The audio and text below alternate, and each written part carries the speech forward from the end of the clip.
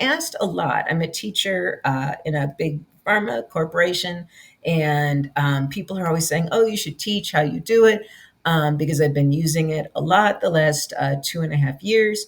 By the way, it is July 2025, and so I kind of sat down and made this list, and so it's not just that I use it, 70 times or 70 ways, but these are broad categories. When I'm doing humanitarian planning and research and trying to understand things, um, then scientific and medical research, career tools is where I started when I was looking at like resume stuff, and that's been pretty widely discussed. Education and learning, as an instructional designer, I do whole things with with work and talking about making a corporate textbook. I'm going to show you a little bit of a clip of something that I made about the 100 ways that AI could be used in a big corporate enterprise, but that's outside the scope of this first lesson. Applications and product designs, everything from specs and all that. And then I'll close with creative writing and storytelling. And for those of you who feel like for writers, it's all totally over, I'll try to end on a positive note. I had lots of ideas about music, but again, we're going to talk about what AI is doing to musicians and artists. But for legal help, throwing the book at people, so to speak, it's been pretty incredible. Gaming and robotics, enterprise tools, and I'll just skim through financial guidance, health, fitness, self care, ethical thinking, and we got a bunch more. And then finally, who should I vote for? And getting Elon Musk to give $6 billion for ending global hunger. Okay, I'm going to do one more thing with that. Okay, then a couple deep dives into things that I've done, because the best way to explain how to use it is by showing how I have used it, and in ways that people have found novel. We started talking about making a smartphone for refugees that would help them get emergency supplies, and it would look like that. It would be an app, and they would have a phone that food gives them money. And then it was kind of amazing thinking about a phone that couldn't be stolen, or it would have a second tracker. And then I ended up generating this. It was really good at like kind of explaining like how you would build this phone, how you would add a second tracker, what the legal implications are. So I want to show that one. And then again, with humanitarian work, understanding some of our options, some of the players in the space. And again, it gives a very rose colored view of who is out there. And so a lot of the work we're doing right now is doing a lot of fact checking. Because when you show this to people who live in these areas, they're like, these aid workers are not here. One thing I did that was kind of funny, I got ChatGPT to apologize to poor people. Um, and then, and then more recently, talking about, and this is the difference between using it for editing and the prompt helped me think this through. So I was thinking about World Food Program MasterCard cards that I've seen, and how those credit cards could be used very quickly, short term, for direct deposits to people's cards.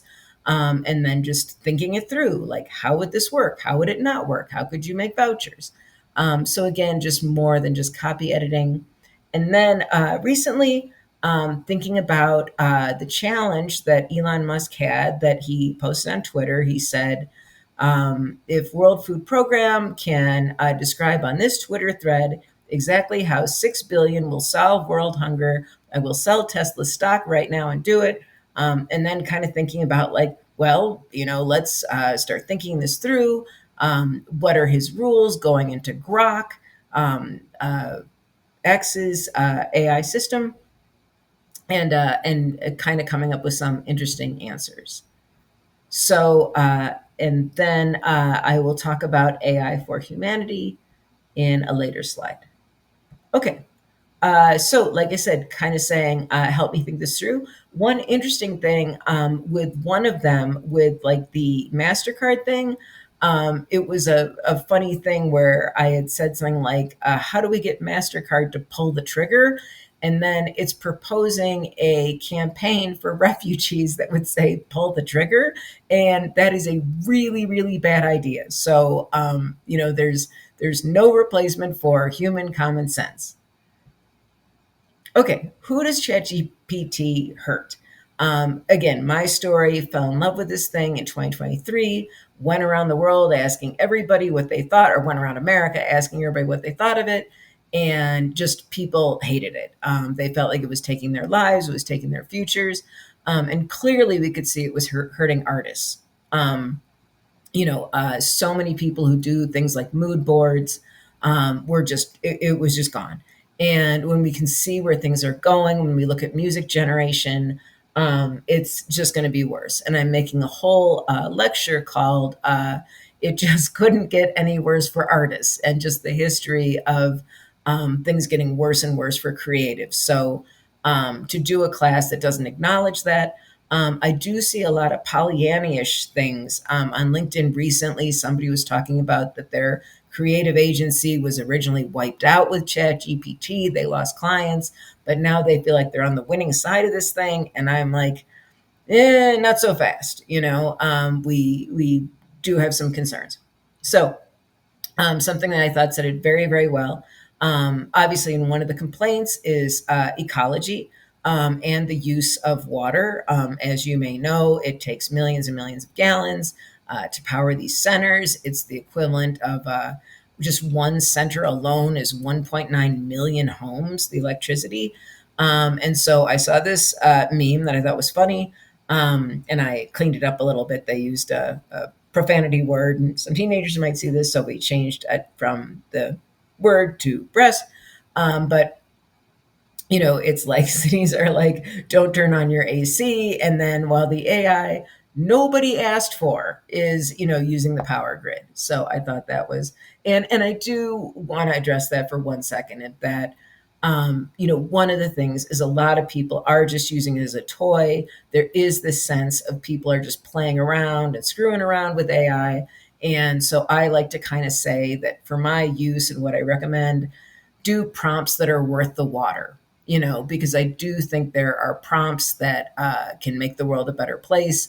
There are going to be the use of AI that ultimately makes AI more ecologically efficient, makes hard drives that don't get so hot and need so much water and stuff like that. Okay. The world swirled though. So we would just step back. In 2023, it became popular, and it was supposed to be for the betterment of humanity. 2.5 years later, Trump is president. The economy is worse. Foreign aid has been cut. More people are starving than 3 years ago. Unemployment is higher. The rich are getting richer, and $500 billion is being cut from Medicaid. So how is AI making humanity better? It's not really. How is laying off 100 million people, which is what they predict, Deloitte predicts? It's not. How is AI helping refugees in Africa who can't afford phones and internet? Right now, it's not. How is it helping with social issues like gay rights and body autonomy? It isn't. There's a backlash. And then the people who are supporters are thinking they're going to be on the winning side. And the winners are the people who will benefit when the GDP is increased, but not necessarily prosperity for people on the ground. Okay, so again, people who will be laid off, and artists and creatives. So again, the myth of betterment for humanity. Again, I think Sam Altman might be one of the best computational linguists in the history of mankind. He does have this huge blind spot. I was asking through ChatGPT, what would he say to defend this? And the feeling is that it's a good learning tool, and that is true. A lot of people have learned a lot of things, just like they learned from the internet, and this takes us to the next level. Um, but there is this ultimate issue that the end game for ChatGPT and OpenAI is profit. And just to drill down, when they made it a full blown not for profit recently, that is with the huge caveat that the investors can make unlimited money. So, guess what the investors are going to care about? Profit. And you're going to be seeing more of the $200 a month tier and not just the $20 a month tier. And then again, what I always say, and I've been saying a lot recently, is that it's all about goals. If the goal of AI was for prosperity and to end hunger, then it would be very effective at that. And the metaphor I have is that somebody talks about like why cryptocurrency did not help anybody, why it did not make the world a better place. And somebody said, well, if you're still looking at a new financial system that cheats people, that benefits the rich, and just tries to scam people, it's not going to be good. What has to be the difference is the intention. So again, we're talking about AI for humanity. We're really changing just one very simple thing, which is the goal. Who does it help? How does it help? Okay, so that's a little bit about lesson one. I've got a few more slides, but since this is about makerspaces and hackerspaces, the work I wanted to kind of give as a little homework for anybody who's interested in taking this. So again, with the whole think big, thinking it through, for those of you who are either a member of a makerspace, or you're interested in makerspaces, or you're interested in like a global movement of makerspaces, or you're looking at how makerspaces can make the world a better place. Before I show you some of the prompts that I've done and some of the research I've done, I'd like to see you give it a try. So, and even if it's about like, what do I want to make at a makerspace? What, so so that's kind of the little bit of homework for anyone who's interested. Okay. And then AI for humanity, the feature list. So it's made with the world's most vulnerable. It would retrain. We would be fact checking the aid agencies that they say are there.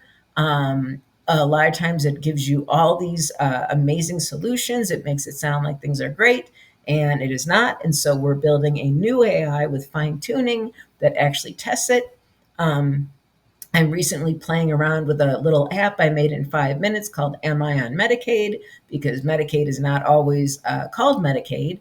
I'd love to put in bills that Congress is considering and just talk about how will this bill affect me. And then I'd like to make a little layer called Who Should I Vote For?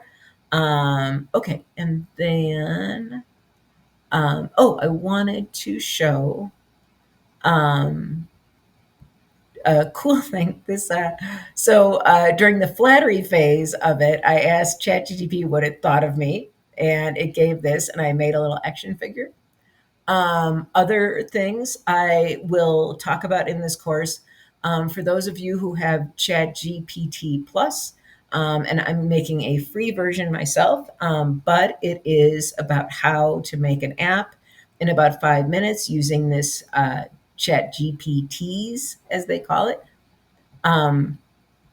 This is a video about again, 100 ways in the drug pipeline or a large enterprise that AI could be used to lower the cost of drugs. And this is a video about the overview of AI for humanity. And then last, okay, so AI for humanity. It's first, the thing that I said that's been very popular when I went to the United Nations is that it would be AI that anybody could go in and say, I am broke, I am hungry, how do I get money? And it would help you. It would ask you some questions and it would go there. I've talked about the butterfly phone. Aid tracking, that I really do think when we look at how aid, when and if it's restored, we could really be looking at a new level of transparency. We could have people on the ground who's checking to make sure that it gets to them. Again, a big thing is Moneymaker AI, which is about matching donors with foundations, kind of stripping away the grant system. Again, that was very, very popular among people who have spent a lot of time writing grants, looking for grants, people who have lost their funding because they weren't writing enough grants and spending enough time on that. I have a whole thing that I can share about data ethics and how we can be collecting data, again, if the goal is to not cheat people and hurt people and abuse people. Civic engagement, AI for infrastructure and jobs, AI for education, language work, especially low resource languages. Google Translate does not work for anything but like maybe three African languages. And there's languages that are spoken by tens of millions of people that are not supported, and the role of AI and machine learning in making these quickly, cheaply, and paying the contributors, giving money to the people who, and that's a whole thing, paying contributors that we'll be talking about, and AI customizations and implementation. Okay, okay. And I talked about the foundation squeezer. That one thing we want to break out with AI for humanity is that there are 1.5 million foundations in America. And the hook, the little rub is that you have to give 5% away. But the loophole is that that 5% could be given to salaries like for your children who run the foundation. So we can look at some of that and then how AI would help with that. And we're going to be working on that as an open source project through Makerspaces. Again, AI for improved distribution of wealth. And then I wanted to end on a happy note um, on novel writing. So I'm going to bring this up. Okay, so anyway, so that's the almost the course, and I'm just going to show this last thing on novel writing to end on a positive note, and then we can go from there. Okay, breakout novel. Okay, so there's a book called Writing the Breakout Novel. I'll maybe put in a screenshot of the cover.